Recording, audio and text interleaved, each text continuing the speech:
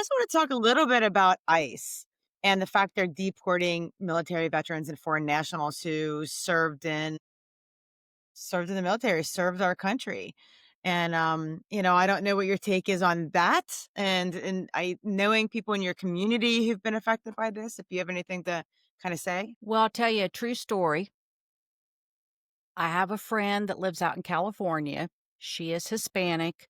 Her family has owned property in California since it was part of the United States before it was a state. She's like seventh or eighth generation. She retired master sergeant from the Army and then went to work for the Defense Department.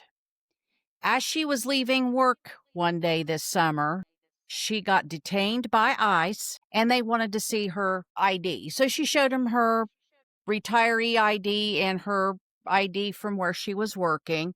That wasn't good enough because, you can be a foreign national and be in the military. So they detained her while she called her daughter to go to her apartment to get her birth certificate. That is absolutely outrageous. Those little whiny ass gravy seals who've had no training. We don't know who they are. They got to cover their little old sissy faces out there detaining people that could whip their butt all over the place, but refrained from doing so.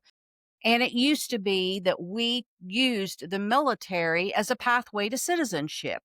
That was a common thing. I mean, they would come into this country, they would join the military, they would serve with great honor as a pathway to citizen. It kind of reminds me of what we did to our Japanese Americans during World War II. It's disgraceful. Absolutely disgraceful. And there's no honor amongst thieves. There's no honor amongst those ICE people. They took a decision. They made a decision to take that kind of work on. I don't care how badly you needed a job. There gets to be a moral factor in there.